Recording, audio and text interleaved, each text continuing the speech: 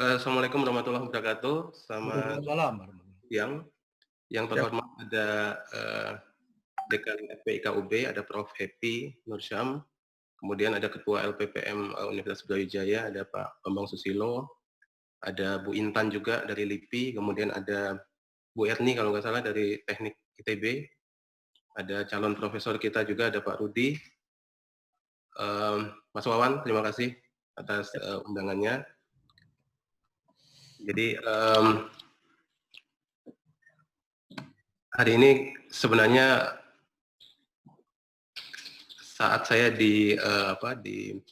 dilihatkan tema serta leaflet acara ini, saya berpikiran untuk menampilkan secara global aja, secara global pengelolaan kawasan pesisir itu seperti apa. Karena kalau misalkan sebenarnya slide ini sangat-sangat panjang sekali, tapi untuk konsumsi ini mungkin hanya beberapa aja, overview secara singkat aja. Artinya kalau misalkan kita berbicara tentang pengelolaan kawasan pesisir, hubungannya itu integrasinya itu sangat banyak sekali. Jadi ada isu tiga isu besar yang mungkin secara umum coba saya sharingkan di sini. Yang pertama adalah mungkin tinjauan umum dulu, kemudian kaitannya dengan pendidikan sampai ke riset, karena tidak menutup kemungkinan kita yang ada di sini, kami pasti akan berkecimpung di bidang pendidikan, riset maupun di bidang pengabdian masyarakat. Saya mulainya dari sini. Jadi kalau nggak salah tanggal 25 September 2015, para pemimpin dunia itu berkumpul. Mereka nggak berkumpul di Bandung, tapi di PBB gitu. Mereka menyepakati ada sekitar ada sekitar 17 tujuan terukur, di mana dari 17 itu di breakdown lagi menjadi 169, sekitar 169 capaian atau target sasarannya. Itu yang kita kenal, mungkin Bapak Ibu sekalian sudah hafal betul dengan simbol ini, simbol yang ada di PPT ini, itu yang kemudian kita kenal sebagai SDGs. Nah, di dalam 17 kesepakatan terukur itu ada salah satunya, meskipun yang lainnya juga integrasinya pasti akan ada overlap-nya. Tapi salah satunya yang pasti itu yang secara langsung terlihat jelas tujuan maupun capaian yang ingin dicapai, yaitu di tujuan nomor 14, yaitu perlindungan dan penggunaan samudra, laut dan sumber daya laut, dengan kata kuncinya sebenarnya adalah berkelanjutan. Nah, dari 14 ini sehingga semua stakeholders maupun semua bidang yang terkait dengannya itu berintegrasi untuk mencapai sasaran ini. Saya akan mulai dari SDGs ini, di mana di poin ke-14 dari SDGs itu sebenarnya ada 7 target. Ada 7 target utama yang ini sebenarnya berhubungan erat dengan apa yang tadi Pak Bambang sampaikan, apa yang tadi Prof. Happy juga sampaikan. Dari 7 target, mungkin ada bahasa lainnya, SDGs poin ke-14 itu adalah melakukan konservasi dan memanfaatkan sumber daya laut, tapi jelas ini keywordnya tetap pada bahasa berkelanjutan. Dari 7 target itu, saya coba menampilkan ada 3 aja yang erat kaitannya atau ada kalau saya lihat sangat ada hubungannya dengan tema kita hari ini. Yang pertama itu ada ditargetkan bahwa di tahun 2020 itu secara berkelanjutan mengelola dan melindungi ekosistem laut dan pesisir untuk menghindari dampak buruk yang signifikan. Kemudian ada upaya untuk memperkuat daya tahan dan aksi restorasi. Itu akan sangat berhubungan dengan tema hari ini, saya pikir. Kemudian yang kedua, dari 7 target SDGs nomor 14 itu adalah poin di mana ada target di 2025 bahwa harus ada pencegahan secara signifikan untuk mengurangi segala jenis polusi laut, termasuk aktivitas di darat. Kemudian yang terakhir yang sangat berhubungan dengan dunia pendidikan dan penelitian itu adalah memperbanyak kerjasama ilmiah di setiap level. Jadi kalau kita berangkatnya dari apa yang sudah disepakati di dalam SDGs, kemudian di breakdown lagi sampai ke yang poin 14, kemudian di breakdown lagi ke 7 targetannya, ternyata dari 7 itu ada tiga yang secara tidak langsung mendukung tema kita hari ini. Nah, sebenarnya SDGs itu ada 2 rancangan utamanya. Jadi agenda yang sudah disepakati untuk tahun 2030 ini, pembangunan berkelanjutan ini sebenarnya ada dua targetan yang kalau menurut saya sangat signifikan. Yang pertama adalah ini sebenarnya dirancang secara partisipatif, artinya melibatkan seluruh aktor pembangunan. Jadi tidak hanya satu sektor saja ini yang dikatakan sebagai rancangan secara partisipatif. Kemudian yang kedua adalah ada istilah leave no one behind. Jadi ada 2 prinsip keadilan di sini. Yang pertama adalah prinsip keadilan prosedural, yang kedua adalah substansial.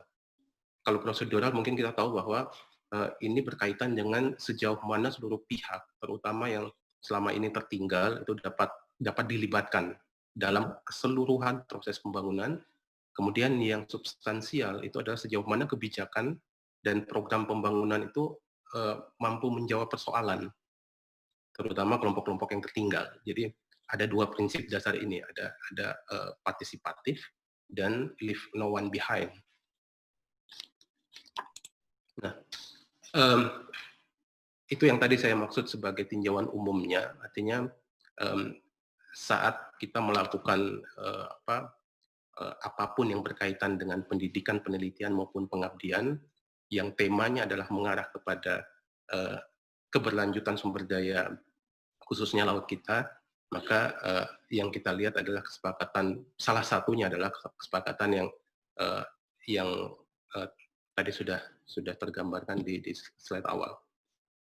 Kalau saya lihat distribusi peserta hari ini, yang mulai dari Aceh sampai Papua, bahkan ada yang sedikit di atas Filipina sampai ke Kupang di bawah, sampai ada di Thailand, maka kayaknya saya juga akan sedikit, mungkin 1 slide atau 2 gitu, saya akan sedikit memperkenalkan jurusan kami.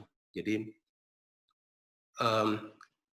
di Fakultas Perikanan dan Ilmu Kelautan Brawijaya, kami punya tiga jurusan, dan jurusan kami pemanfaatan sumber daya perikanan dan kelautan ini salah satu jurusan yang membawahi 2 program studi. Yang pertama adalah program studi pemanfaatan sumber daya perikanan, kemudian yang kedua adalah program studi ilmu kelautan.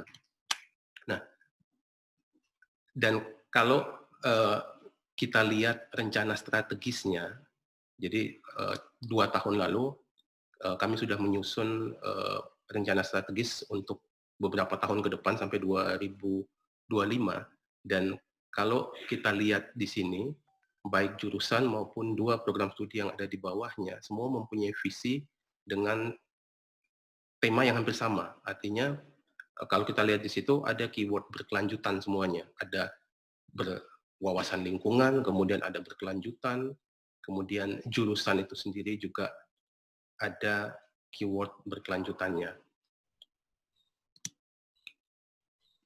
Kemudian sebagai gambaran aja, ada salah satu alur mata kuliah yang ada di salah satu program studi di kami, yaitu ilmu kelautan, yang mempunyai alur mulai dari mata kuliah yang mendukung atau membentuk moral kebangsaan, dan mata kuliah dasar umum, kemudian di breakdown lagi menjadi mata kuliah dasar keahlian, di mana hampir semua peserta didik yang ada di Fakultas Perikanan dan Ilmu Kelautan itu akan mendapat beberapa mata kuliah itu, dan sampai di breakdown lagi ke bawah, di mana mata kuliah itu langsung mengarah kepada kompetensi yang ingin dicapai oleh para peserta didik. Kalau di ilmu kelautan sendiri, ada 4 kompetensi dasar atau keahlian dasar. Yang pertama adalah oceanografi, kemudian yang kedua ada eksplorasi sumber daya laut, kemudian ketiga ada bioteknologi kelautan, kemudian ada konservasi ekosistem pesisir dan laut, di mana 4 kompetensi ini itu dirancang untuk mencapai ada 8 learning outcome, di mana salah satu learning outcome-nya dari 8 itu, sekali lagi ini sangat relevan sekali dengan apa yang sudah dicanangkan secara global, sebagaimana tadi ada 17 capaian, kemudian di breakdown lagi menjadi capaian nomor 14 dengan ada 7 targetan utamanya, yaitu di learning outcome, yaitu menerapkan konsep dan memberikan kontribusi dalam pengelolaan wilayah pesisir dan laut dan pulau-pulau kecil secara terpadu. Artinya di sini juga pasti ada konsep keberlanjutannya. Kemudian itu tadi dasar-dasar pendidikan. Selanjutnya adalah kita lihat bagaimana sih perkembangan penelitian di kami. Ini sedikit gambaran tiga tahun terakhir. Jadi 3 tahun terakhir kami coba mentabulasikan kira-kira penelitian di Fakultas Perikanan dan Ilmu Kelautan Universitas Brawijaya itu distribusinya seperti apa sih? Tapi yang kami tampilkan di sini adalah kalau bagi saya penelitian itu bisa dikatakan 100% selesai jika ada hasil publikasi yang bisa dimanfaatkan oleh orang banyak, bisa dibaca oleh orang banyak, dan tentunya bisa digunakan. Dari 3 tahun terakhir ini kami mencoba mentabulasi sekitar ada 10 tema besar. Jadi semua publikasi dosen FPIK UB khususnya itu ada 10 tema besar dalam 10 tahun terakhir ini, dalam 3 tahun terakhir ini. Tema pertama adalah tema tentang ekologi laut dan pesisir, mangrove coral reef itu masuk ke dalamnya. Kemudian ada tema kedua yaitu restorasi dan pencemaran, yang hari ini menjadi tema web seminar kita. Kemudian ada tema aquaculture, kemudian ada tema sosial ekonomi, ada tema dinamika populasi ikan, kemudian ada tema kualitas air, yang 3 tahun terakhir ini banyak sekali mengarah ke arah situ. Kemudian ada tema tentang teknologi penangkapan ikan, kemudian ada tema tentang oceanografi, kemudian ada tema tentang teknologi hasil perikanan atau fish processing, kemudian ada tema baru yaitu tentang kebencanaan pesisir. Ada beberapa peneliti yang menganggap bahwa serta menulis bahwa ternyata beberapa pencemaran yang ada di kawasan pesisir dan laut itu masuk dalam ranah bencana. Artinya ada resiko di situ, ada kerentanan di situ, dan ada hazard di situ. Kalau kita lihat di lebih detailnya di tahun 2020, jadi data ini terakhir mungkin tadi malam ditabulasikan, khusus untuk tahun 2020 ternyata komposisi penelitian di fakultas kami, di FPIK UB, itu masih didominasi oleh rekan-rekan peneliti dan rekan-rekan dosen dari bidang aquaculture.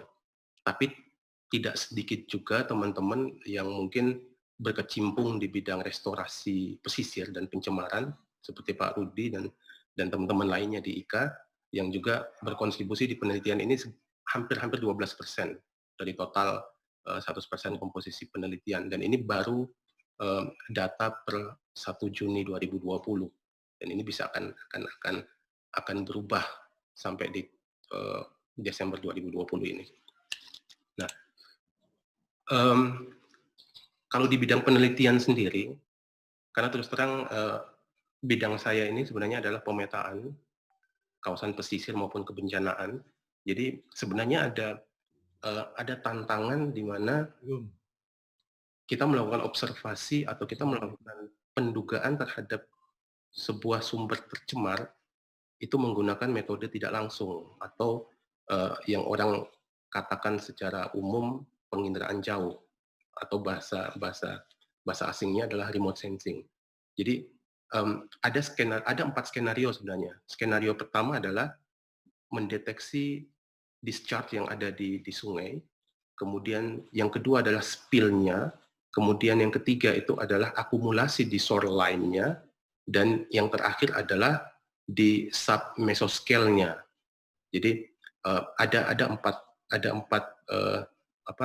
tantangan penelitian di bidang pencemaran, khususnya kalau kita mau melihat entah itu marine debris atau sampah apapun, itu ada empat tantangan di bidang kami, khususnya teman-teman yang berkecimpung. Aku tak hubungi mana ya, aku lagi jadi pembicara di webinar. Ya. Ini mungkin Mas Wawan paham sekali, dan ini challenge buat teman-teman dosen yang memang konsen di bidang penginderaan jauh satelit untuk melihat fenomena apapun yang ada di pesisir, termasuk marine dan pencemaran. Dan saya yakin ini Pak Wawan mungkin ini juga bidangnya. Jadi kalau kita lihat sebenarnya kan ada dua pendekatan di remote sensing yang bisa digunakan. Artinya ada dua model sensor aktif maupun pasif yang masing-masing punya kemampuan untuk mendeteksi objek di permukaan bumi. Kalau teman-teman lihat di grafik ini adalah salah satu grafik hubungan antara nilai reflektansi kembali dan nilai panjang gelombang yang bisa kita pakai sebagai acuan kira-kira spektrum reflektansi itu bisa dipakai untuk mendeteksi beberapa kawasan atau beberapa objek yang ada di permukaan bumi. Sehingga hampir semua satelit remote sensing selalu bermain di beberapa kisaran panjang gelombang sesuai dengan target yang ingin dideteksi. Ada beberapa contoh penelitian yang sudah dilakukan. Teman-teman peneliti bisa menggunakan pendekatan pasif, pendekatan remote sensing pasif ataupun aktif, sensor aktif, baik itu lidar maupun radar, ataupun pasif seperti menggunakan beberapa contoh satelit dengan resolusi yang cukup bagus gitu, meskipun dia pasif. Sebagai contoh adalah ada dua gambar ini yang menggunakan sensor 10x10. Jadi untuk mendeteksi sebaran bahan tercemar atau sebaran pencemaran yang ada di kawasan pesisir. Itu adalah challenge-nya. Kemudian ini tadi sudah disinggung oleh Pak Dekan sebenarnya. Jadi 15 Juli 2018, beberapa tahun yang lalu, mantan Menteri Kelautan dan Perikanan kita, Bu Susi, mencanangkan apa yang dinamakan dengan Pandu Laut Nusantara.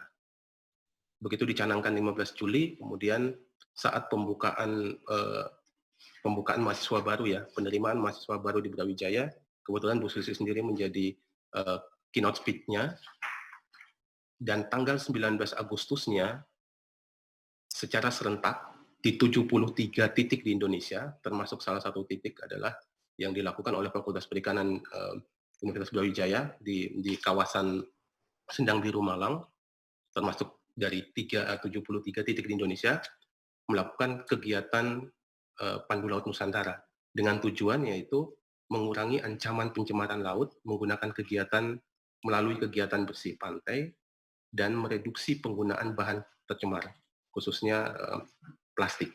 Ini yang tadi Pak Dekan sebutkan, saat itu kami melakukan kegiatan yang dinamakan menghadap ke laut. Jadi beberapa menit itu semuanya secara serentak di 73 titik di Indonesia menghadap ke laut, tapi dengan ada kegiatan bersih pantainya. Nah, ini tidak dalam satu hari, tapi hanya dalam beberapa jam saja dalam kegiatan tersebut. Jadi pada 19 Agustus itu kami melakukan kegiatan itu, cakupan areanya hanya 6,2 hektar. Dan cuma dalam beberapa jam saja, tidak sampai setengah hari, ternyata total sampah yang terkumpul itu sekitar 514 kilo. Dan ini yang paling banyak sampah plastik yang mendominasi. Ada sampah plastik dan sedotan. Jadi ada komposisinya yang ini sebenarnya nggak 1 hari aja sudah menemukan ini, apalagi misalkan kegiatan ini dilakukan secara berkala dan reguler dalam jangka waktu yang panjang. Sehingga untuk mengakhiri slide ini, ada 4 kesimpulan yang dapat saya ambil dari beberapa peneliti yang sudah melakukan kajian, serta ada beberapa kegiatan oleh LSM yang sudah melaporkan hasil-hasilnya terkait dengan pencemaran sampah plastik ini. Yang pertama adalah ternyata setiap tahun itu sedikitnya ada 1,29 juta ton sampah yang dibuang ke sungai, dan itu bermuaranya di lautan. Kemudian yang kedua, itu ada sekitar 13.000 plastik itu mengapung di setiap kilometer persegi setiap tahunnya.